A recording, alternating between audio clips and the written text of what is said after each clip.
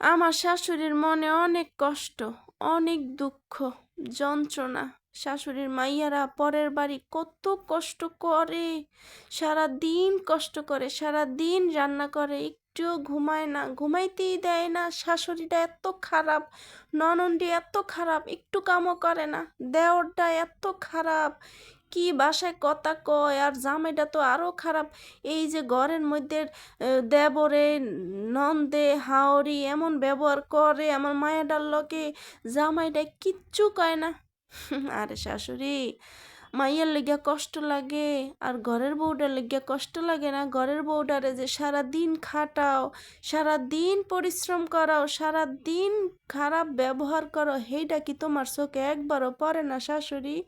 যাই হোক, এই যে দেখেন 3 বেলা রান্না বাইরে আয়া আবার এই যে বিকালে আবার পিঠা বানাই। আমার শাশুড়ি আমার রেস্টে রাখে, সারাদিন খালি ঘুমাইতে দেয়। এই যে দেখেন বিকাল টাইমে পিঠা বানাইতে চলে আইছি, আবার পিঠা ছিদ্র না হইলে আবার সেইটা ওই যে ভাঙ্গা চেক করে। আরে শাশুড়ি, আমার মায় নাকি আমারে কিচ্ছু শিখায় না, আমার নাকি কোনো শিক্ষাই দেয় না, আমারে বেয়াদ্দপ বানাইছে, আমি নাকি কিচ্ছু পারি না।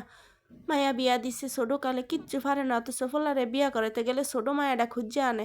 আর অভিজ্ঞতা খোঁজে হাওয়ারি মতো অভিজ্ঞতা থাকতে হইব। যাই হোক, এই যে দেখেন বিকেলের নাস্তায় শাশুড়ির জন্য এই যে পিঠা বানাইলাম, মশলার চা। শাশুড়ি আবার চিনি খায় না, ডায়াবেটিস। আর এই যে হাঁসের মাংস সাথে, আর এই যে দেখেন পিঠা ছিদ্র হয়েছে কিনা বললেন, শাশুড়ি তো খালি চেক করে হয় না নাকি। আমি যত সুন্দর করে রান্ধুম শাশুড়ি বালাই লাগে না, খালি একেবারে গন্ধ আইয়ে তিতা লাগে ফসা, মানে আমি রান্দাই জানি না, আমার বাপ মা আমার রান্দাই শিখে নেয় বুঝছেন। আর শাশুড়ির মাইয়া এত সুন্দর করে রান্ধে, হের ফরও নাম পায় না। আর আমি রান্তামি জানি না, হের ফর আমার প্রশংসায় শাশুড়ি মুগ্ধ হয়ে যায়। যাই হোক, এই হলো বিকেলের নাস্তা। আল্লাহ হাফেজ।